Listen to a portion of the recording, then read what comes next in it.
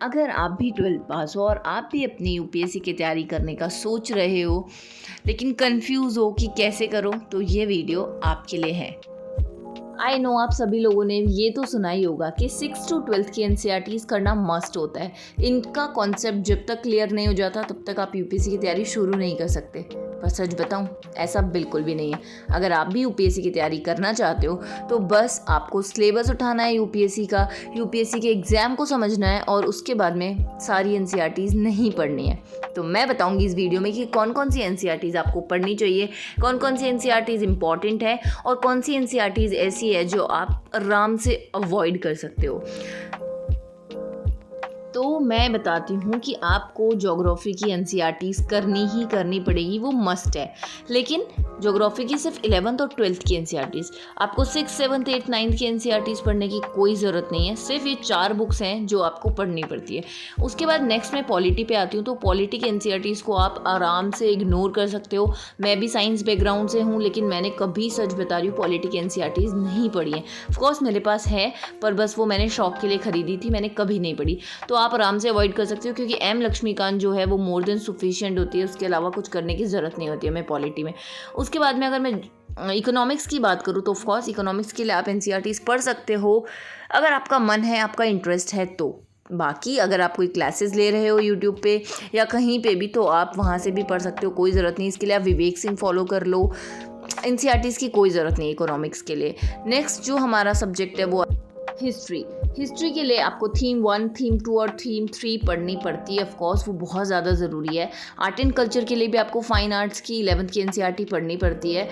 इसके अलावा बाकी कोई एनसीईआरटीज पढ़ने की ज़रूरत नहीं है। वर्ल्ड हिस्ट्री के लिए पढ़ते हैं, पर वर्ल्ड हिस्ट्री से बहुत कम क्वेश्चंस आते हैं, वो भी मेंस में आते हैं। तो उसके लिए अगर आप कोई कोर्स ले रहे हो तो सिर्फ फिर उसी को फॉलो करो। अगर कोर्स नहीं ले रहे हो तो ऑफकोर्स आप एनसीईआरटी पढ़ सकते हो। कभी भी सारी एनसीईआरटीज, सारी बुक्स एक साथ खरीदने की गलती मत करना। आपको बुक्स कैसे खरीदनी है और तैयारी कैसे शुरू करनी है, अब मैं ये बताती हूँ। तो सबसे पहले आपने जब सिलेबस देख लिया है उसके बाद में आपको शुरुआत करनी है पॉलिटीज़ है एम लक्ष्मीकांत से। जो भी उसका नया एडिशन है आप वो खरीदो।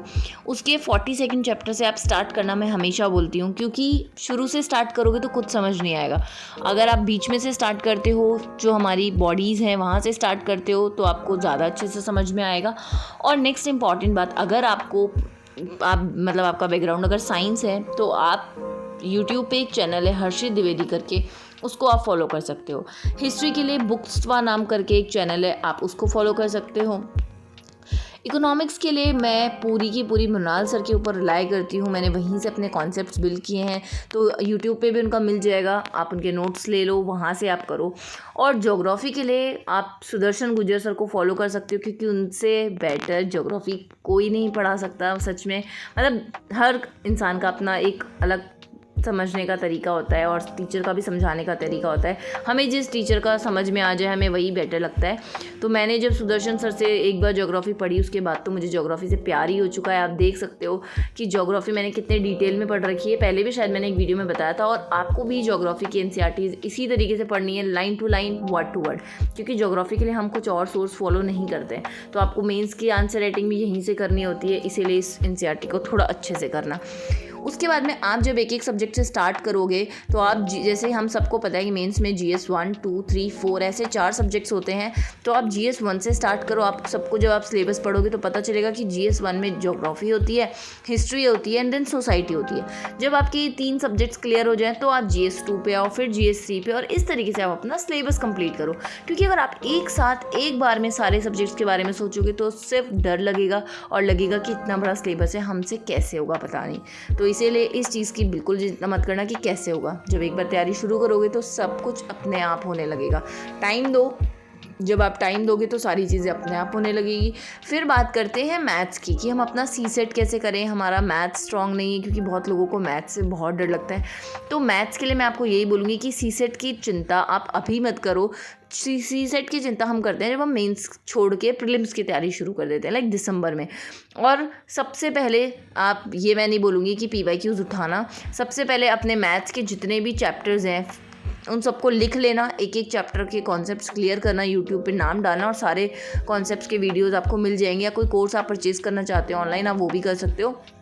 उसके बाद में जब आपको एक बार समझ में आ जाए कि हाँ ये मैथ्स है, प्लीज़ उसके बाद में PYQs उठाना, एक बार नहीं, 2 बार नहीं, 10 बार, 11 बार, जितनी बार PYQs कर सकते हो ना मैथ्स के, वो सॉल्व कर लेना। आपको मैथ्स के क्वेश्चंस मतलब लर्न हो जाने चाहिए। फिर देखना किस तरीके से जब आप मेन CSET एग्ज़ाम में बैठोगे तो आपको ना मज़ा आएगा और लगेगा कि CSET बिल्कुल हार्ड नहीं है। इंग्लिश के कॉम्प्रीहेंशंस के लिए भी आप यही करना कि जो PYQ में आज तक जितने भी कॉम्प्रीहेंशन आए सबको सॉल्व कर डालना। उसके बाद टाइम मिले तो कोई और सोर्स उठाना, तो किसी कोचिंग की टेस्ट सीरीज़ उठाना। उससे पहले I want to tell you कि सिर्फ PYQs पे रिलाई करना, क्योंकि यार PYQ ना बहुत इंपॉर्टेंट होता है। सच में पहला अटेम्प्ट देने के बाद ये चीज़ समझ आ गई है कि PYQs अगर आपने कर लिए ना तो 20% काम आपका वहीं ख़त्म हो गया है। इसके बाद भी अगर आपको कोई डाउट आता है तो you can ask me in the comment section, definitely I will reply you. And जो भी लोग वीडियो के लास्ट तक बने हुए हैं उन लोगों को एक बात बोलना चाहूँगी कि सिलेबस को अपनी टेबल पे पेस्ट मत करना, अपने हाथ से सिलेबस लिखना, तभी लर्न होगा। और करंट अफेयर्स की चिंता बिल्कुल मत करना, करंट अफेयर्स एकदम लास्ट में करते हैं। पहले आप अपना स्टैटिक पोर्शन को स्ट्रॉन्ग कर लो। करंट अफेयर्स के लिए लास्ट में किसी भी कोचिंग की मंथली मैगजीन उठा लेना। Thank you.